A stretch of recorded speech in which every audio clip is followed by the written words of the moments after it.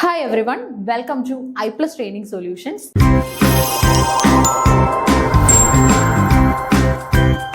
ഇന്നത്തെ വീഡിയോയിലൂടെ നമ്മൾ ഡിസ്കസ് ചെയ്യാനായിട്ട് പോകുന്നത് ജൂൺ 2025 സംഘടിപ്പിച്ച നെറ്റ് ഇംഗ്ലീഷിന്റെ ക്വസ്റ്റ്യൻ പേപ്പർ ഡിസ്കഷൻ ആണ്. ഓക്കെ, തുടങ്ങിയാലോ.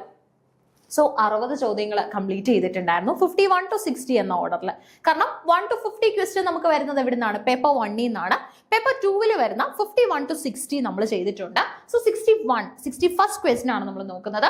Arrange the following novels in a chronological order as per their year of publication. Written year ഒന്നും ചോദിച്ചിട്ടില്ല, year of publication. നിങ്ങൾ നോക്കിക്കോണം, ചില കേസസിൽ arrange the novels in the correct chronological order എന്നുള്ള രീതി മാത്രം വരും. അങ്ങനെയാണെങ്കിൽ നിങ്ങളുടെ മൈൻഡിൽ നിങ്ങൾക്ക് ഉണ്ടായിരിക്കണം, എപ്പോഴും നോവല് പോയിട്രി ഒക്കെ ആണെങ്കിൽ അതിന്റെ ഇയർ ചോദിക്കുന്നുണ്ടെങ്കിൽ അവരത് ഉദ്ദേശിക്കുന്നത് ഇയർ ഓഫ് പബ്ലിക്കേഷൻ തന്നെയാണ്, റൈറ്റിംഗ് ഇയർ അല്ല. കാരണം 2-3 വർഷം എടുത്തായിരിക്കും ചിലപ്പോൾ റൈറ്റർ അത് എഴുതുന്നത്. പക്ഷെ പബ്ലിഷ് ചെയ്യുന്നത് ഏതെങ്കിലും ഒരു പെർട്ടിക്കുലർ ഡേറ്റിൽ പെർട്ടിക്കുലർ ഇയറിലായിരിക്കും. സോ ഇയർ ചോദിക്കുമ്പോൾ എപ്പോഴും ഇയർ ഓഫ് പബ്ലിക്കേഷൻ ആണ് ഉത്തരം വരുന്നതെന്ന് പറയാനുള്ള ഒരു ലോജിക്ക് അതാണ് കേട്ടോ. അപ്പൊ അത് ഓർത്തോണേ. സോ നോക്കിക്കേ, ഇവിടെ അന്നേ കൃത്യമായിട്ട് അവർ പറഞ്ഞിട്ടുണ്ട് ഇയർ ഓഫ് പബ്ലിക്കേഷൻ ആണ് വേണ്ടതെന്ന്. അപ്പൊ നമുക്ക് ക്രോണോളജിയിൽ അറേഞ്ച് ചെയ്യണം. ദി സെർപന്റ് ആൻഡ് ദി റോപ്പ് എപ്പോഴും കാണുന്ന വർക്കാണ് അല്ലെ. 2 leaves and a bud, a bend in the gangs, so many hungers waiting for the Mahatma. Okay, അപ്പൊ നോക്കിക്കേ, the serpent and the rope, 2 leaves and a bud, a bend in the gangs, so many hungers waiting for the Mahatma. Okay, 5 options നമുക്കുണ്ട്. Choose the correct answer from the options given below. ഈ തന്നിട്ടുള്ളതിൽ നിന്ന് നമ്മൾ correct ആയിട്ടുള്ള answer പിക്ക് ചെയ്തെടുക്കണം. നോക്കിക്കേ, option A പറയുന്നത് AEBDC ആണ്. AEBDC, BACED ഉണ്ട്, CDBEA ഉണ്ട്, CDBEA ഉണ്ട്, BDEAC ഉണ്ട് കേട്ടോ, BDEAC ഉണ്ട്. നോക്കിക്കേ, അപ്പൊ നമുക്ക് കറക്റ്റ് ആയിട്ട് ക്രോണോളജിയുടെ ഓർഡറിൽ നമുക്ക് ആൻസർ കണ്ടെത്തണം. അപ്പൊ ഇതിന്റെ കറക്റ്റ് ആൻസർ വരുന്നത് നമുക്ക് ഒരുപാട് ആലോചിക്കാനില്ല, നമുക്ക് 4 ആണ് റൈറ്റ് ആൻസർ വരുന്നത്. 4 എന്ന് പറയുമ്പോൾ BDEAC. ആദ്യം വരുന്നത് ഏതാണ്? B. 2 leaves and a bud ആണ് ആദ്യം. അതിനുശേഷം നമുക്ക് ഡി എന്ന് പറയുമ്പോൾ സോ മെനി ഹ്യൂസ്. ഇ എന്ന് പറയുമ്പോൾ ഏതാണ്? Waiting for the Mahatma. And you have A എന്ന് പറയുമ്പോൾ ഏതാണ്? The serpent and the rope. അതുപോലെ തന്നെ നമുക്ക് എന്താണ്? സീവ് ആണ് ലാസ്റ്റ് വരുന്നത്. A bend in the Ganges ആണ് ലാസ്റ്റ് വരുന്നത്. ഓക്കെ, അപ്പൊ നമുക്ക് എന്തായാലും ഇതിന്റെ ഇയേഴ്സും കൂടെ ഒന്ന് നോക്കാം. 2 leaves and a bud എന്ന് പറയുന്നത് മുൾക്രാജ് ആനന്ദിന്റെ വളരെ ഫേമസ് ആയിട്ടുള്ള ഒരു നോവലാണ് കേട്ടോ. ഈ തന്നിട്ടുള്ളത് എല്ലാ നോവൽസ് ആണ്, എല്ലാ നോവലുകളാണ്. നോവൽ അല്ലാതെ വേറൊരു ജോണറും നമുക്ക് ഇവിടെ വന്നിട്ടില്ല. 2 leaves and a bud നമ്മുടെ മുൾക്രാജ് ആനന്ദിന്റെ ആണ്, പബ്ലിഷ് ചെയ്തത് 1937. സോ മെനി ഹങ്കേഴ്സ് എന്ന് പറയുന്നത് ബബാനി ഭട്ടാചാര്യയുടെ ആണ് കേട്ടോ, ബബാനി ഭട്ടാചാര്യയുടേത് 1947. Waiting for the Mahatma RK നാരായണന്റെ ആണ്, പബ്ലിഷ് ചെയ്തിട്ടുള്ളത് 1955. സെർപന്റ് ആൻഡ് ദ റോപ്പ് രാജറാവുവിന്റെ ആണ്, 1916 പബ്ലിഷ് ചെയ്തിട്ടുള്ളത്. ഓക്കെ, അപ്പൊ ബെൻഡ് ഇൻ ദ ഗാങ്സോ മനോഹർ മൽഗോങ്കറിന്റെ ആണ്, മനോഹർ മൽഗോങ്കറിന്റെ 1964 ആണ് ഇയർ ഓഫ് പബ്ലിക്കേഷൻ വരുന്നത്. അപ്പൊ 2 leaves and a bud Mulk Raj Anand 1937, so many hungers Bhabani Bhattacharya 1947. അതുപോലെ തന്നെ നമുക്ക് waiting for the Mahatma RK Narayan 1955, serpent and the rope 1916 Raja Rao, bend in the Ganges Manohar Malgonkar publish ചെയ്തിട്ടുള്ളത് 1964 മനോഹർ മൽഗോങ്കർ പബ്ലിഷ് ചെയ്തിട്ടുള്ള ഫേമസ് ആയിട്ടുള്ള വർക്ക് ആണ്. ഓക്കെ, അപ്പൊ ആ ഓർഡറിൽ നമുക്ക് കിട്ടിയല്ലോ അല്ലെ, കൃത്യമായിട്ട് നമുക്ക് കിട്ടി. ആ ഒരു ഓർഡറിൽ തന്നെ, അതായത് BDEAC എന്നുള്ളതാണ് റൈറ്റ് ആയിട്ട് വരുന്നത് അല്ലെ. അതായത് 37 ശേഷം 47, 47 ശേഷം 55, 60, അതുപോലെ തന്നെ 64. ഓക്കെ, ഇനി 1 ഇയർ ആണെങ്കിലും എന്താണ്, ഇപ്പം 1 ഇയറിന്റെ ഗ്യാപ്പേ ഉണ്ടാവുള്ളൂ. 60, 61 ഉണ്ടായിരിക്കും. ഇനി അതുപോലെ തന്നെ 60 ഒരേ എണ്ണത്തിന് വരികയാണെങ്കിൽ എന്തായിരിക്കും അവിടെ സംഭവിച്ചിട്ടുള്ളത്? മോസ്റ്റ് പ്രോബബ്ലി ഒരെണ്ണം ഓഗസ്റ്റിലാണെങ്കിൽ ഒരെണ്ണം നവംബറിലായിരിക്കും പബ്ലിഷ് ചെയ്തിട്ടുള്ളത്. അങ്ങനെയാണെങ്കിൽ നമുക്ക് എക്സ്പ്ലനേഷനിൽ അല്ലെങ്കിൽ ഓപ്ഷനിൽ നമുക്ക് ആ മന്തും കൂടെ അവർ പ്രിസ്ക്രൈബ് ചെയ്തിട്ടുണ്ടാവും. ഓക്കെ, ഒരേ വർഷം തന്നെ പബ്ലിഷ് ചെയ്യുന്ന എന്നാൽ കുറച്ച് സീനിയർ ആയിട്ടുള്ള കുറച്ച് നേരത്തെ ഉള്ള നോവലുകൾ നമുക്ക് ഉണ്ടായിരിക്കുമല്ലോ ആ ഒരു ഓർഡറിൽ. ഓക്കെ, 62 നോക്കാം. Who prepared the first blueprint on English education in India in 1792?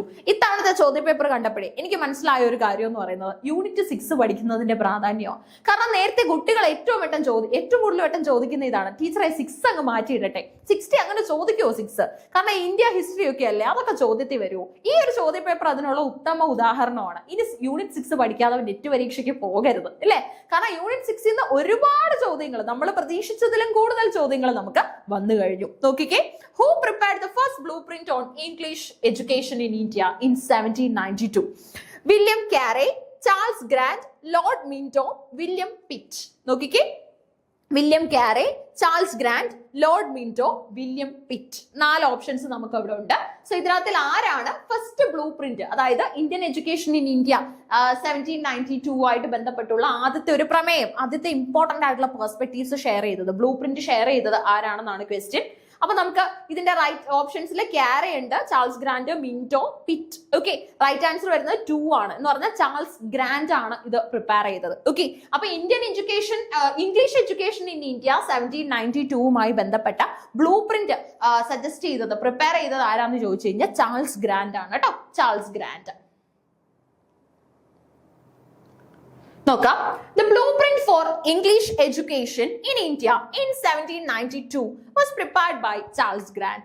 He was a director of the East India Company and believed that introducing English education would help improve Indian society.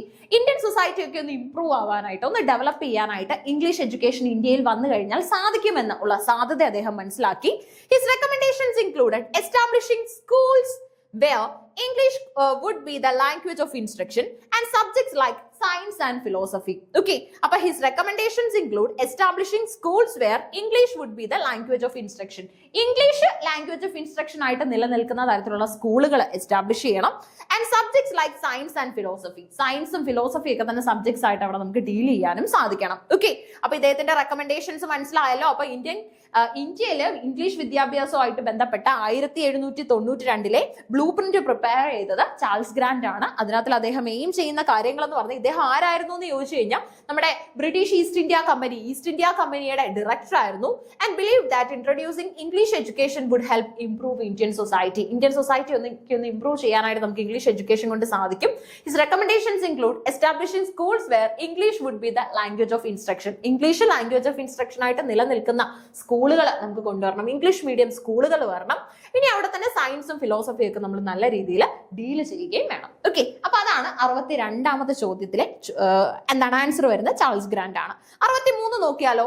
Who has coined the term ontology? എവിടെയെങ്കിലും കേട്ടിട്ടുണ്ടോ ontology എന്ന്? ചില കേസസിൽ നമുക്ക് ഇങ്ങനെയുള്ള general ടേമുകളൊക്കെ വരും കേട്ടോ. ഇംഗ്ലീഷുമായിട്ട് ബന്ധപ്പെട്ട് അങ്ങനെയും ചോദ്യങ്ങൾ വരാൻ സാധ്യതയുണ്ടല്ലോ. ontology എന്ന് പറയുന്ന ടേം കോയിൻ ചെയ്തത് ആരാണ്?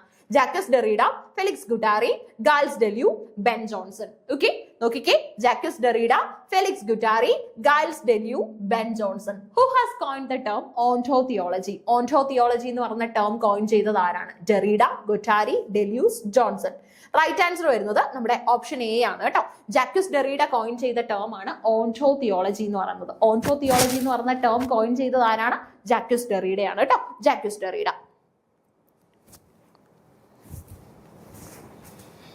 So, നമുക്ക് എക്സ്പ്ലനേഷൻ നോക്കാം. The term ontology was coined by Martin Heidegger. പക്ഷേ അതിനകത്തിലെ മെയിൻ ഫിലോസഫർ ഡെറീഡയാണ്. ദേ ഇവിടെ നോക്കിക്കേ, നമുക്ക് ഹെഡ്ജറിന്റെ പേര് ഇവിടെ എങ്ങും ഇല്ല. ഓക്കെ, അതുകൊണ്ടാണ് ഇവിടെ ജാക്കസ് ഡെറീഡ ഉത്തരമായിട്ട് വന്നത്. ഫൈനൽ ആൻസർ കീഴിൽ ഡെറീഡ ആയിരുന്നു. കാരണം ഹെഡ്ജർ കൊണ്ടുവന്ന ടേം ആണെങ്കിൽ പോലും അത് പോപ്പുലറൈസ് ചെയ്യാൻ മുമ്പിൽ നിന്നത്, ഹെഡ്ജറോളം മുന്നിൽ നിന്നത് ഡെറീഡയായിരുന്നു. ചില കേസസിൽ ഇത് ക്യാൻസൽ ചെയ്യുന്ന ടെൻഡൻസീസ് വരാറുണ്ട്, പക്ഷെ ഇത്തവണ അങ്ങനെയൊന്നും നമ്മൾ കണ്ടില്ല. അവര് ജാക്കസ് ഡെറീഡ ആയിരുന്നു ആൻസർ ആയിട്ട് കൊടുത്തിരുന്നത്. കാരണം ഇതിനകത്ത് ഹെയ്ജർ ഇല്ലാത്തതുകൊണ്ട് നമുക്ക് പിന്നെ പിക്ക് ചെയ്യാൻ സാധിക്കുന്ന ഒരു ഓപ്ഷൻ എന്ന് പറഞ്ഞാൽ ഡെറീഡ തന്നെയാണ് കേട്ടോ, ഓപ്ഷൻ എ ആണ്. എന്നാലും അതിന്റെ റിയൽ ആയിട്ടുള്ള ആരാണ് ടേം കൊണ്ടുവന്നതെന്നുള്ളതൊന്ന് അറിഞ്ഞിരുന്നത് നല്ലതാണ്. അത് മാർട്ടിൻ ഹെഡ്ജർ ആണ്. While philosophers like Jacques Derrida, Felix Guattari and Gilles Deleuze. Okay, ഇവർ രണ്ടുപേരും ഓപ്ഷനിലുണ്ട്, ഗുട്ടാരിയും ഡെല്യൂസും ഒക്കെ ഓപ്ഷനിലുണ്ട്. പക്ഷെ അവരൊന്നും അവരുടെ വർക്കുകളിൽ ഇത്രത്തോളം അങ്ങോട്ട് ontologyക്ക് ഫോക്കസ് ഒന്നും കൊടുത്തില്ല. ജാക്കസ് ഡെറീഡ തന്നെയാണ് ഫോക്കസ് കൊടുത്തത്. ഓക്കെ, നമുക്കിത് ക്യാൻസൽ ചെയ്യാനുള്ള ഒരു ഓപ്ഷനും ഉണ്ടായിരുന്നു. അതുപോലെ തന്നെ there is a chance that we can also consider Jacques Derrida as the option. Hedger ഇല്ലെങ്കിൽ മറ്റൊരു കാര്യത്തെ കുറിച്ച് ചിന്തിക്കുകയേ വേണ്ട. ഹെഡ്ജർ ഇല്ലാത്ത ഓപ്ഷൻ ആണെങ്കിൽ the answer will be ഡെറീഡ. അങ്ങനെയും വരും കേട്ടോ. കാരണം നമ്മൾ എപ്പോഴും ഈ ടേം കോയിൻ ചെയ്ത ആളിന്റെ പേര് മാത്രം നോക്കിയിട്ട് പോകരുത്. അതിന് ഇമ്പോർട്ടന്റ് ആയിട്ടുള്ള ചില പ്രോപ്പണൻസ് ഉണ്ടാവും. അവരുടെ പേരോട് ഒന്ന് വായിച്ചു വിട്ടേക്കാമെങ്കിൽ മൈൻഡിൽ എവിടെയെങ്കിലും ഉണ്ടായിരിക്കും. ചോദ്യം കിട്ടുമ്പോൾ നമുക്ക് ആൻസർ ചെയ്യാൻ സാധിക്കും. Okay, and has extensively discussed and utilized the concept in their work. Hedger is credited with its initial usage. ആദ്യമായിട്ട് ഇത് യൂസ് ചെയ്തത് ആരാന്ന് ചോദിച്ചാൽ ഹെഡ്ജർ ആണ്. ഓക്കെ, കോയിൻ ചെയ്തു, യൂസ് ചെയ്തു. പക്ഷെ പ്രൊമോട്ട് ചെയ്തത് അല്ലെങ്കിൽ കോയിൻ ചെയ്ത സ്റ്റേജോളം ഇതിനു വേണ്ടി വർക്ക് ചെയ്ത ആളാണ് ഡെറീഡ. നമ്മുടെ right answer. Explanation. Hedger's usage. In his philosophy, ontology refers to intertwining of ontology, the study of being, and theology where the concept of God is seen as the ultimate ground of all being. അതായത് നമ്മുടെ മനുഷ്യരാശിയുടെ അടക്കം എല്ലാത്തിന്റെയും supreme ആയിട്ടുള്ള ഒരു idea ആയിട്ടാണ് നമ്മൾ ആരെ കാണുന്നത്? ദൈവത്തിനെ കാണുന്നത്, അല്ലെ? എല്ലാ കാര്യങ്ങളുടെയും സുപ്രീം ആയിട്ടുള്ള ഐഡിയ ആയിട്ടാണ് നമ്മൾ ഗോഡിനെ കാണുന്നത്. ഗോഡിനെ നമ്മൾ അത്തരത്തിലാണ് ഫോക്കസ് ചെയ്യുന്നത്, അല്ലെ? He considered this as a problematic tradition in Western thought. Western തോട്ടിലെ അടക്കം ഒരു പ്രോബ്ലമാറ്റിക് കോൺസെപ്റ്റ് ആയിട്ടും കൂടെയാണ് ഇതിനെ നമ്മുടെ ഹെഡ്ജർ പ്രസന്റ് ചെയ്യുന്നത്. ഓക്കെ, സോ തിയോളജിയിൽ നമ്മൾ ഗോഡിനെ കുറിച്ചാണ് പറയുന്നത്. ആൻഡ് ഇവിടെ നമുക്ക് മനസ്സിലാക്കാൻ പറ്റുന്നത് God is everything. Okay, God is everything എന്നുള്ള പോയിന്റും അതുപോലെ തന്നെ അതുമായിട്ട് ബന്ധപ്പെട്ട ഐഡിയാസും നമുക്ക് മനസ്സിലാക്കി എടുക്കാനായിട്ട് സാധിക്കും. Okay, so in his philosophy, ontotheology refers to intertwining of ontology, the study of being, and theology, where the concept of God is seen as the ultimate ground of all being. He considered this as a problematic tradition in Western thought. Western thought അടക്കമുള്ള ഒരു problematic ആയിട്ടുള്ള idea ആയിട്ടാണ് ഇതിനെ കാണുന്നത്. ഇനി other philosophers ഉണ്ട്. While Hedger coined the term, other philosophers like Derrida, Deleuze, and Guattari have significantly developed and applied the concept in their own philosophical frameworks, often critiquing its implication for Western metaphysics. Okay, അപ്പോൾ other philosophers-ന്റെ കൂട്ടത്തിൽ നമുക്ക് Hedger coined this term. Other philosophers-നകത്ത് Derrida ഉണ്ട്, Deleuze ഉണ്ട്, Guattari ഉണ്ട്, have significantly developed and applied the concept with their own philosophical frameworks, while critiquing its implication for Western metaphysics. അതായത് western മെറ്റാഫിസിക്സിലെയൊക്കെ തന്നെ ഏറ്റവും പ്രധാനപ്പെട്ട ഒരു വിഷയമായിരുന്നു, ഒരു ചർച്ചാ വിഷയമായിരുന്നു ശരിക്കും പറഞ്ഞാൽ ഓണ്ടോതിയോളജി എന്ന് പറയുന്നത്. ഓക്കെ, നമ്മൾ ബീയിങ്ങിനെ കുറിച്ച് ചിന്തിക്കുകയാണ്. അതായത് നമുക്ക് പലപ്പോഴും നമ്മൾ വളരെ തത്വജ്ഞാനപരമായൊക്കെ ചിന്തിച്ചു കഴിയുമ്പോൾ നമുക്ക് നമ്മുടെ നിലനിൽപ്പിനെ പറ്റിയും നമ്മൾ ആരാണ്, നമ്മുടെ എക്സിസ്റ്റൻസിനെ കുറിച്ചൊക്കെ നമുക്ക് ഒരുപാട് ചിന്തിക്കാനും മനസ്സിലാക്കി എടുക്കാനുമായിട്ടൊക്കെ സാധിക്കും. അടുത്ത ഡെറിഡയാണ്. Although Derrida extensively used and discussed ontotheology in his work, he did not coin the term. Okay, അദ്ദേഹം അല്ല കോയിൻ ചെയ്തത്. He is known for his critics of ontotheology and its influence on Western thought. ഇനി Felix ഗുട്ടാരിയിലേക്ക് വന്ന Guattari collaborated with Gilles Deleuze, who also utilized the concept of ontotheology. There is no evidence suggesting Guattari himself coined the term. Okay, ഇനി Deleuze ഉണ്ട്. Deleuze is another philosopher who heavily engaged with the concept of ontotheology, but he did not originate it.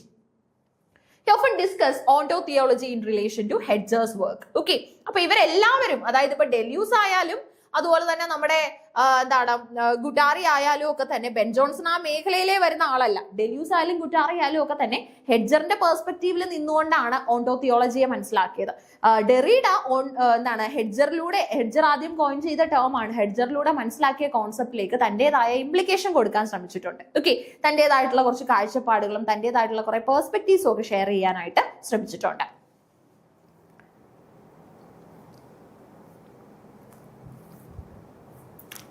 അടുത്ത 64ാമത്തെ question ആണ്. Who has designed panopticon and used the term as a new mode of obtaining power of mind over mind? Okay, who has designed panopticon and used the term a new mode of obtaining power of mind over mind? അതായത് ആരാണ് പാനോപ്റ്റിക്കോൺ എന്ന് പറയുന്ന ഒരു concept കൊണ്ടുവന്നത്? Okay, ഒരു term ആണ്, ഒരു particular term ആണ്. A new mode of obtaining power of mind over mind. അതായത് നമ്മുടെ ഈ മെന്റൽ പവർ എന്ന് പറയുന്ന സംഭവം വല്ലാത്തൊരു ശക്തിയാണ്, അല്ലെ? മെന്റൽ പവർ ഉള്ള ആൾക്ക് ഏത് സിറ്റുവേഷനിലും നിലനിൽക്കാനായിട്ട് സാധിക്കും. ഏത് സിറ്റുവേഷനിലും അവർ പതറിപ്പോകില്ല, അവർ ഷേക്ക് ആവത്തില്ല, അവർ അങ്ങനെ തന്നെ നിലനിൽക്കും. Okay, so the mental power, mind, the power over mind, അല്ലെ? The power of mind over mind. ഈ ഒരു ഐഡിയ, അതായത് ഈ പാനോപ്റ്റിക്കോണിനെ കുറിച്ച് ആദ്യമായിട്ട് പറഞ്ഞത്, ഈ ടേം ആദ്യം ഡിസൈൻ ചെയ്തത്, ഓപ്ഷൻസിൽ വരുന്നത് ആന്റണി ഇസ്ത്രോപ്പ് ഉണ്ട്, Jeremy Bentham, Alan Sheridan, Madan Sarup. Okay, നോക്കിക്കേ, ആന്റണി എസ്ത്രോപ്പ് ഉണ്ട്, ജെറാമി ബെന്താം ഉണ്ട്, അലൻ ഷെറിഡൻ ഉണ്ട്, മാഡൻ സാറൂപ്പ് ഉണ്ട്. ഓക്കെ, മാഡൻ സാറൂപ്പ് ഉണ്ട്. അപ്പൊ നോക്കിക്കേ, who has designed panopticon and use the term as a new mode of obtaining power of mind over mind. Okay, power of mind over mind എന്ന കോൺസെപ്റ്റിനെയൊക്കെ base ചെയ്തിട്ട് പാനോപ്റ്റിക്കോൺ എന്ന് പറയുന്ന ടേം ഡിസൈൻ ചെയ്തത് ആരാണ്? Okay, Antony Easthope, Jeremy Bentham, Alan Sheridan, Madan Sarup. അപ്പൊ നോക്കിക്കേ, നമുക്ക് വരുന്നത് രണ്ടാമത്തെ ഓപ്ഷൻ ആണ്, ജെറാമി ബെന്താം ആണ് കേട്ടോ. ജെറാമി ബെന്താം ആണ് നമുക്ക് റൈറ്റ് ആൻസർ ആയിട്ട് വരുന്നത്. ജെറാമി Bentham, the person who designed panopticon and used the term as a new mode of obtaining power of mind over mind is Jeremy Bentham. Okay, ആരാണ് ഈ ടേമുമായിട്ട് ബന്ധപ്പെട്ടുള്ളത്? ഓപ്ഷൻ ബി എന്ന് പറയുമ്പോൾ ജെറാമി ബെന്താം ആണ് അല്ലെ പാനോപ്റ്റിക്കോണിനെ കുറിച്ച് പറയുന്നത്. A new mode of obtaining power of mind over mind. Okay, the boosting of mind. So explanation നോക്കാം. The panopticon is a design for a prison where a single guard can observe all prisoners without the prisoners knowing when they are being watched, effectively forcing them to self-regulate. This concept was developed by English philosopher Jeremy Bentham in the 18th century. 18ാം സെഞ്ചുറിയിൽ നമ്മുടെ ജെറാമി ബെന്താർ കൊണ്ടുവന്ന ഒരു concept ആണിത്. Okay, Bentham പറയുന്നത് എന്താണെന്ന് വെച്ച് കഴിഞ്ഞാൽ, അതായത് ശരിക്കും പറഞ്ഞാൽ നമ്മളിപ്പോ ഒരു വലിയ ജയിലിൽ, ഓക്കെ, ഇപ്പൊ സെൻട്രൽ ജയിലിലൊക്കെ ആണെങ്കിൽ ഒരു ഗാർഡിന് തന്നെ എല്ലാ പ്രിസണേഴ്സിനെയും നോക്കാനായിട്ട് സാധിക്കുമെന്നാണ് പറയുന്നത്. അല്ലെങ്കിൽ ഒരു ഏരിയയിൽ ഒരു വാർഡിൽ വരുന്നവരെങ്കിലും മൊത്തത്തിൽ ഒബ്സർവ് ചെയ്യാൻ പറ്റും. കാരണം ഈ പ്രിസണേഴ്സ് പോലും അറിയുന്നില്ല അവരെ ഒരാൾ ഒബ്സർവ് ചെയ്യുന്നുണ്ടെന്ന്, അവരെ ഒരാൾ നോക്കുന്നുണ്ടെന്ന്. പക്ഷെ ദേ ഹാവ് എ ഹിഡൻ. അപ്പൊ അതുകൊണ്ട് തന്നെ ഇവരിൽ എന്തെങ്കിലും തരത്തിലുള്ള വീണ്ടും കുറ്റവാളി ആയതുകൊണ്ട് തന്നെ അത്തരത്തിലുണ്ടാവുന്ന എന്തെങ്കിലും ചിന്താഗതികൾ ഇവരിൽ വരുന്നുണ്ടെങ്കിൽ, ഇവരുടെ മുഖത്ത് അത് പ്രകടമാകുന്നുണ്ടെങ്കിൽ ഈ ഗാർഡിന് അത് പെട്ടെന്ന് മനസ്സിലാക്കിയെടുക്കാൻ പറ്റും, ഈ വാച്ചറിന് അത് പെട്ടെന്ന് മനസ്സിലാക്കിയെടുക്കാനായിട്ട് സാധിക്കും. അപ്പൊ അവര് പോലും അറിയാതെ അവരെ റെഗുലേറ്റ് ചെയ്തുകൊണ്ടിരിക്കുകയാണ്. ദേ ആർ അണ്ടർ, നമ്മളിപ്പം CCTV നിരീക്ഷണത്തിലാണ് എന്നൊക്കെ പറയുന്ന ഒരു കോൺസെപ്റ്റ് ആണ് ശരിക്കും പറഞ്ഞാൽ 18ാം സെഞ്ചുറിയിൽ നമ്മുടെ ജെറാമി ബെന്താം കൊണ്ടുവന്ന പാനോപ്റ്റിക്കോൺ. ഓക്കെ, ക്ലിയർ ആയല്ലോ? ഇനി ആന്റണി എസ്ത്രോപ്പിനെ കുറിച്ച് പറഞ്ഞ ഒരു ലിറ്റററി ക്രിട്ടിക് ആണ്, not associated with the design of the panopticon. പാനോപ്റ്റിക്കോണുമായിട്ട് ബന്ധപ്പെട്ടല്ല. അലൻ ഷെറിഡനെ കുറിച്ച് പറയാനാണെങ്കിൽ ഒരു അക്കാഡമിക് ആണ്, specialising in British literature and theatre. Is not known for his contributions to the concept of panopticon. Panopticonil ഒന്നുമില്ല, ഒരു ബ്രിട്ടീഷ് ലിറ്ററേച്ചർ തിയേറ്റർ ആ ഒരു മേഖലയാണ്. ഇനി മാഡം സാറൂപ്പ് ഒരു ഇന്ത്യൻ ലിറ്റററി ക്രിട്ടിക് ആണ്. Like Anthony Easthope, he is not connected to the development of the panopticon. പാനോപ്റ്റിക്കോണുമായിട്ടൊന്നും നമുക്ക് ഇദ്ദേഹത്തിനെ കണക്ട് ചെയ്ത് കാണാൻ പറ്റില്ല. ഓക്കെ,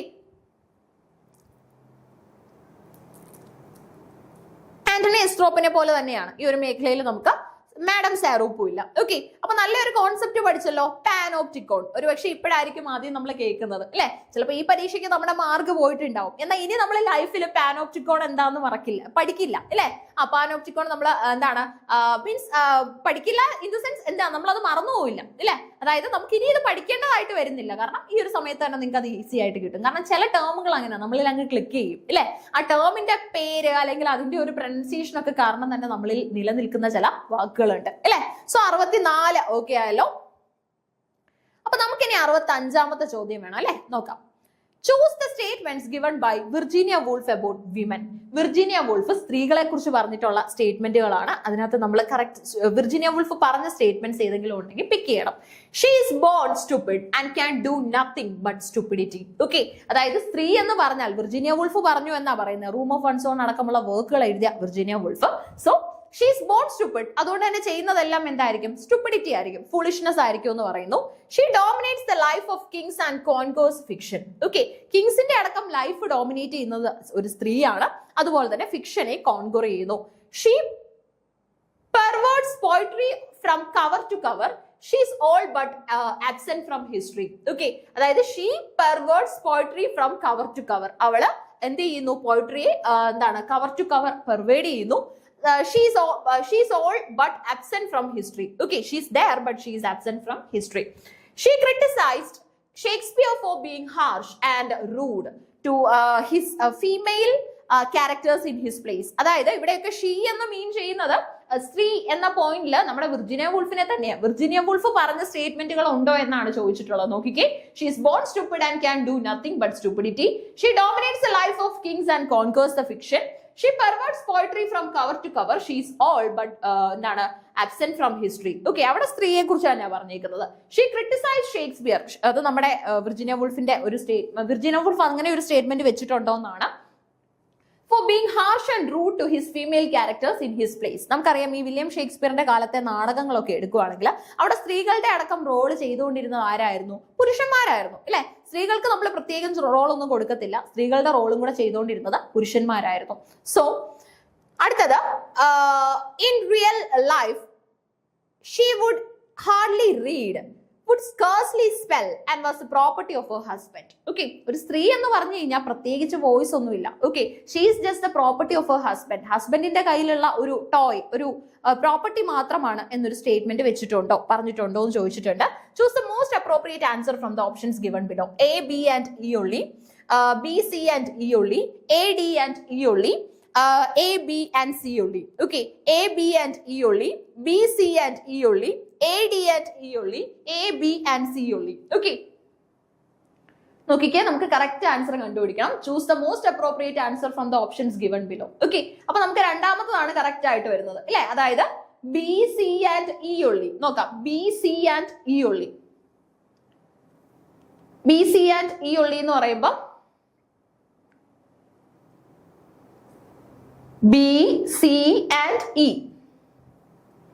ബി എന്ന് പറയുമ്പോൾ ഈ സ്റ്റേറ്റ്മെന്റ് പറഞ്ഞിട്ടുണ്ട്, വിർജിനിയ വുൾഫ് പറഞ്ഞിട്ടുണ്ട്. She dominates the lives of kings and conquers the fiction. Okay, അപ്പൊ ബി ഈസ് റൈറ്റ്. പിന്നെ വരുന്നത് ഏതാണ്? സി വരണം അല്ലെ. സി നമുക്ക് നോക്കാം, സിയും ഇയും അതിനുള്ളത്. She perverts poetry from cover to cover. She is all but absent from history. ഇല്ലേ, എല്ലായിടത്തും സ്ത്രീയെ കുറിച്ച് പറയുന്നുണ്ട്, പക്ഷെ ചരിത്ര താളുകൾ പരിശോധിച്ചു കഴിഞ്ഞാൽ സ്ത്രീക്ക് ഒരു സ്പേസ് ഇല്ല. എല്ലാം ചെയ്തത് പുരുഷന്മാരാണ് എന്ന പോയിന്റ് ആണുള്ളത്. Okay, in real life she would hardly read, would scarcely spell and was the property of her husband. ഇല്ലേ, വിർജിനിയ വുൾഫ് പറഞ്ഞിട്ടുണ്ട്. പക്ഷെ ഈ ഒരു ബാരിയേഴ്സിൽ നിന്നൊക്കെ തന്നെ, ഈ ഷെല്ലുകളിൽ നിന്നൊക്കെ തന്നെ സ്ത്രീയെ പുറത്തു കൊണ്ടുവരാനാണ് വിർജിനിയ വുൾഫ് ഏറ്റവും കൂടുതൽ അറ്റംപ്റ്റ് എടുത്തത്. ഓക്കെ, അപ്പൊ നമ്മൾ ആൻസർ കണ്ടുപിടിച്ചു. ബി, സി ആൻഡ് ഇ ഒള്ളിയാണ് റൈറ്റ് ആൻസർ വരുന്നത്. ആൻസർ നമ്മൾ പിക്ക് ചെയ്തു. ഇനി നമുക്ക് 66ാമത്തെ ചോദ്യം നോക്കാം. Choose the correct statement among the following. Okay, amongst the following. തന്നിട്ടുള്ളതിൽ നിന്ന് കറക്റ്റ് ആയിട്ടുള്ള സ്റ്റേറ്റ്മെന്റ് നമ്മൾ കണ്ടെത്തണം. ഒരു ഹിസ്റ്ററി ക്വസ്റ്റ്യൻ ആണ്. Macaulay was the practical man of affairs, helping and rejoicing in the progress of his beloved country. Okay, Macaulay was the practical man of affairs, helping and rejoicing in the progress of his beloved country. തന്റെ രാജ്യത്തിന്റെ, തന്റെ സ്വന്തം native പ്ലേസിന്റെ പ്രോഗ്രസിന് വേണ്ടി work ചെയ്ത ഒരു man ആയിരുന്നു നമ്മുടെ Macaulay. Okay, ഒരു പ്രാക്ടിക്കൽ മാൻ ഓഫ് അഫയേഴ്സ് ആണെന്ന് പറയുന്നുണ്ട്. അടുത്ത റസ്കിനെ കുറിച്ചാണ്. Ruskin was like a Hebrew prophet. ഒരു ഹീബ്രു പ്രൊഫറ്റിനെ പോലെയാണ്, പഴയകാല പ്രോഫറ്റിനെ പോലെയാണ്. Just in from the desert and the burden of his message was woe to them that are at ease in Zion. Okay, ഇത് നമ്മുടെ റിസ്കിനെ കുറിച്ച് പറഞ്ഞിട്ടുള്ള സ്റ്റേറ്റ്മെന്റ് ആണ്. നമ്മുടെ റിസ്കിൻ ഒരു ഹീബ്രു പ്രൊഫറ്റിനെ പോലെയാണ്. Just in from the desert and burden of his message was woe to them that are at ease in Zion. Arnold was much like the cultivated Greek. His voice was soft, his speech swayed, but he left the impression that you must be defiant in culture. Okay, Arnold was much like the cultivated Greek. His voice was soft, his speech swayed, but he left the impression that you must be defiant in culture. Okay, Arnold ഒരു എന്താണ്, cultivated Greek, much like a cultivated Greek. His voice was soft, സ്പീച്ചുകൾ ഭയങ്കര സ്വേജ് ആണ്. Okay, Matthew അർണോൾഡിനെ കുറിച്ചാണ്. But he left the impression that you must be defiant in culture. Okay, you must be deficient in culture. പക്ഷേ deficient in culture എന്നുള്ള ഒരു point ആണ് തന്നിട്ട് പോയത്. ന്യൂമാനെ കുറിച്ചുണ്ട്, ക്രിട്ടിക് ആണ്. Newman was like the best French prose writers in expressing his thought with such naturalness and apparent ease that without thinking of style we received exactly the impression that he meant to convey. Okay, അപ്പോൾ അടുത്ത നമ്മുടെ ന്യൂമാനെ കുറിച്ചാണ് പറയുന്നത്. Newman ഒരു best French prose writer ആണ്. In expressing his thoughts ഒക്കെ express ചെയ്യുന്ന കാര്യത്തിൽ with such naturalness and apparent ease, അത്രയും വലിയ നാച്ചുറൽനെസ്, സിങ്ക് ഓഫ് ലാംഗ്വേജ് നമുക്ക് കിട്ടും. അതുപോലെ തന്നെ അപ്പാരന്റ് ഈസ് ഉണ്ട്. Without thinking of style, we received exactly the impression that he meant to convey. Okay, we received exactly the impression that he meant to convey. അപ്പം അദ്ദേഹം convey ചെയ്യാനായിട്ട് പോകുന്ന ideas എന്താണെന്നുള്ള എക്സാക്ട് എക്സ്പ്രഷൻ നമുക്ക് കിട്ടും. കാരണം അത്രയും നാച്ചുറൽനെസ്സും ഫ്ലോനെസ്സും ഒക്കെ മെയിൻറ്റെയിൻ ചെയ്തുകൊണ്ടാണ് ന്യൂമാൻ എഴുതുന്നത്. Choose the most appropriate answer from the options given below. Okay, A, B and C only, A, C and D only, B, C and D only, C, D and E only. Right answer വരുന്നത് 2 ആണ് കേട്ടോ. 2 ആണ് right answer വരുന്നത്. 2 എന്ന് പറയുമ്പോൾ എയും സിയും ഡിയും ആണ് ശരി എന്നാണ് പറയുന്നത്. ഓക്കെ, എയും സിയും ഡിയും നോക്കാം. എ എന്താ പറയുന്നേ? Macaulay was the practical man of affairs, helping and rejoicing in the progress of his beloved country. ഇല്ലേ, അപ്പൊ എ കറക്റ്റ് ആയി. ഇനി അടുത്ത നമുക്ക് സി നോക്കണം. സി നോക്കിക്കേ. Arnold was much like the cultivated Greek. His voice was soft, his speech swayed, but he left the impression that you must be deficient in culture. Okay, you must be deficient in culture. You have to make culture. Okay, സഫിഷ്യൻസിയിലേക്ക് പോകണം എന്നുള്ള ഒരു idea ആണ് എപ്പോഴും leave ചെയ്യുന്നത് അല്ലെ. Arnold എപ്പോഴും സംസാരിക്കുന്നത് കൾച്ചറിനെ കുറിച്ചാണ്. Culture and society, culture and literature, ഒരുപാട് എസ്സേസ് നമുക്ക് അദ്ദേഹത്തിന്റെ കാണാൻ സാധിക്കും. ഓക്കെ, ഇനി ഡി ശരിയാണ്. Newman was like the best French prose writers in expressing his thought. Okay, തന്റെ തോട്ട്സ് ഒക്കെ എക്സ്പ്രസ് ചെയ്യുന്ന കാര്യത്തിൽ ഒരു ബെസ്റ്റ് ഫ്രഞ്ച് പ്രോസ് റൈറ്ററിനെ പോലെയാണ്. His thoughts with such naturalness and apparent is that without thinking of style we received exactly the impression that he mean to convey. Okay, അപ്പൊ നമുക്ക് വളരെ ഈസി ആയിട്ട് അദ്ദേഹത്തിന്റെ റൈറ്റിംഗ്സിൽ ഒരു നാച്ചുറൽനെസ് മെയിൻറ്റെയിൻ ചെയ്തിട്ടുള്ളത് കാണാൻ സാധിക്കും എന്നാണ് ആ ഒരു ഓപ്ഷൻ നമ്മളോട് കൺവേ ചെയ്യുന്നത്. ഓക്കെ, അപ്പൊ നമ്മൾ 66ാമത്തെ ചോദ്യമാണ് ചെയ്തത്. 66ാമത്തെ ചോദ്യം. 66ഒക്കെ വലിയ ക്വസ്റ്റ്യൻ. എപ്പോഴും നമ്മുടെ നെറ്റിന്റെ പ്രത്യേകത ഏതാ? ചോദ്യങ്ങൾ വളരെ വലുതായിരിക്കും. അപ്പൊ നമ്മളെ എപ്പോഴും ഈ ചോദ്യം വായിക്കാതെ പൊക്കോളൂ എന്നുള്ള ഒരു രീതിയിൽ നമ്മളെ ലീവ് ചെയ്യുന്ന രീതിയിലായിരിക്കും ചോദ്യം ഉള്ളത്. പക്ഷെ we should never give up അല്ലെ. എത്ര വലിയ ക്വസ്റ്റ്യൻ ആയാലും നമ്മൾ കുത്തിയിരുന്ന് വായിക്കുക. വായിച്ചു കഴിഞ്ഞാൽ നമുക്ക് അതിന് ആൻസർ അവിടെ തന്നെ കിട്ടും, വളരെ എളുപ്പത്തിൽ കിട്ടും. സ്റ്റേറ്റ്മെന്റ് ചോദ്യത്തിന്റെ പ്രത്യേകത ഏതാ? നമുക്ക് എന്തെങ്കിലുമൊക്കെ അതിനകത്ത് നമുക്ക് ഒരു ലൂപ്പ് ഹോൾ കിട്ടും. We can enter through that and we can eliminate the negative options. Negative options ഒക്കെ നമുക്ക് എലിമിനേറ്റ് ചെയ്യാനായിട്ട് എന്തെങ്കിലുമൊക്കെ ഓപ്ഷൻസ് നമുക്ക് അവിടെ, എന്തെങ്കിലുമൊക്കെ സാധ്യതകൾ നമുക്ക് അവിടെ കാണാനായിട്ട് സാധിക്കും എന്നുള്ളത് ഒരു പ്രത്യേകതയാണ്. ഓക്കെ, സോ 67 നോക്കാം. Identify the correct chronological order as per the year of publication of the following works. Okay, വർക്കുകളുടെ ഇയർ ഓഫ് പബ്ലിക്കേഷന്റെ ബേസിൽ നമ്മൾ കറക്റ്റ് ക്രോണോളജിക്കൽ ഓർഡർ അറേഞ്ച് ചെയ്യാനാണ് ചോദിച്ചിട്ടുള്ളത്. Okay, identify the correct chronological order as per the publication years of the following works. Characteristics of men, manners, opinions, times. Okay, correct chronological order കണ്ടുപിടിക്കണം following works in the year of publication ന്റെ ബേസിൽ. Characteristics of men, manners, opinion and times. Okay, opinions and times ഒരു ബുക്കാണ്. The advancements of learning, enquiry into the original of our idea of beauty and virtues. മൂന്നാമത്തെ പുസ്തകത്തിന്റെ പേരാണ് enquiry അല്ല, inquiry ആണ്. Inquiry into the original of our ideas of beauty and virtue. And the fourth option is the plan of a dictionary of the English language. Okay, the plan of a dictionary of the English language. Choose the correct answer from the options given below. Chronology ആണ് നമുക്ക് നോക്കേണ്ടത്. ACDB, CADB, DBAC, BACD. Okay, നോക്കിക്കേ. ACDB, CADB, DBAC, BACD. Okay, നമുക്ക് 4 options ഉണ്ട്. ഇതിനകത്ത് correct ആയിട്ട് വരുന്നത് ഏതാണെന്ന് നമുക്ക് പിക്ക് ചെയ്യണം. കറക്റ്റ് ആയിട്ട് വരുന്ന 4ാമത്തെ ഓപ്ഷൻ ആണ് കേട്ടോ. 4ാമത്തെ ഓപ്ഷൻ ആണ് നമുക്ക് കറക്റ്റ് ആയിട്ട് വരുന്നത്. സോ 4 എന്ന് പറയുമ്പോൾ എങ്ങനെയാ കറക്റ്റ് ആവുന്നത് നോക്കിക്കേ. BACD ആദ്യം വന്നത് ഏതാണ്? ബി എന്ന് പറയുമ്പോൾ ദ അഡ്വെഞ്ചേഴ്സ് ഓഫ് ലേണിംഗ്. അതിനുശേഷം A, characteristics of men, manners, opinions and times. Okay, BACD ആണ് അല്ലെ. അപ്പൊ സി എന്ന് പറയുമ്പോൾ ഏതായിരിക്കും വരുന്നത്? സി ഇതേ നമ്മുടെ ഈ പുസ്തകമാണ്. Enquiry into the original of idea, beauty and virtues. ഇനി അതുപോലെ തന്നെ ഡി നോക്കിക്കേ, the plan of a dictionary of the English language. അപ്പൊ BACD ആണ് കറക്റ്റ് ആയിട്ട് നമുക്ക് ഇവിടെ കാണാനായിട്ട് സാധിക്കുന്നത്. ഏറ്റവും പ്രധാനപ്പെട്ട ഒരു ക്വസ്റ്റ്യൻ ആയിരുന്നു. ഇതിനകത്ത് നമുക്ക് അഡ്വാൻസ്മെന്റ് ഓഫ് ലേണിംഗ് ഒക്കെ നമുക്ക് ഒരു പക്ഷേ നോട്ട് ചെയ്യുമ്പോൾ തന്നെ കിട്ടും. എന്നാലും ബാക്കി പുസ്തകങ്ങളൊക്കെ ചെറിയ ബുദ്ധിമുട്ടുണ്ടായിരുന്നു. അപ്പൊ ശ്രദ്ധിക്കേണ്ട കാര്യം എന്ന് പറയുന്നത് 4 ഓപ്ഷൻ ഉണ്ടെങ്കിൽ ഒരെണ്ണം നമുക്ക് അറിയാവുന്നതായിരിക്കും, ബാക്കി നമ്മൾ നോക്കിയാൽ മതി. ആ ഒരെണ്ണം നിങ്ങൾ ആദ്യം ഒന്ന് ഫിക്സ് ചെയ്ത് വെച്ച് നോക്കുക. ഇപ്പം ബി എവിടെയാണ് നമുക്ക് വരുന്നത്? നമുക്ക് അറിയാവുന്നത് തന്നെ ബി ആയിരിക്കും. അപ്പൊ ബി എടുത്ത് കൂടുതൽ ഏറ്റവും പോപ്പുലർ വർക്ക് ബി തന്നെയാണ്, അഡ്വാൻസ്മെന്റ്സ് ഓഫ് ലേണിംഗ് ആണ്.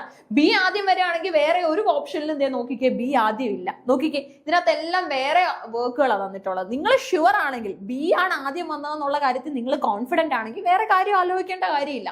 ഇവിടെ ഡിയും സിയും എയും ഒക്കെയാണ് വന്നിരിക്കുന്നത്. Just ignore all the options. You can just note the right answer. BACD എന്നുള്ള ഓർഡറിൽ വെക്കാം. ഓക്കെ, അപ്പൊ ആദ്യം നമ്മൾ ഒരെണ്ണം പ്ലേസ് ചെയ്യുന്നു, വേറെ ഏതെങ്കിലും ഒരെണ്ണം കൂടെ ഒക്കെ നിങ്ങൾ അറിയണം. എന്നാൽ മാത്രമേ ബിക്ക് ശേഷം വരുന്നത് ഏതാണെന്ന് നമുക്ക് ഐഡന്റിഫൈ ചെയ്യാൻ സാധിക്കും. അങ്ങനെ മാത്രമേ ക്രോണോളജിയുടെ കേസിൽ നമുക്ക് എന്തെങ്കിലുമൊക്കെ ടാക്ടിക്സ് ഉപയോഗിച്ച് ചോദ്യത്തിനുള്ള ഉത്തരം കണ്ടെത്താനായിട്ട് സാധിക്കും. ഓക്കെ, അപ്പൊ ഇതിന്റെ ഒരു ചെറിയ എക്സ്പ്ലനേഷനും കൂടെ വരുന്നുണ്ട്. നമുക്ക് നെക്സ്റ്റ് വീഡിയോയിൽ ആഡ് ചെയ്ത് വിടാം. Okay, so keep learning. Thank you.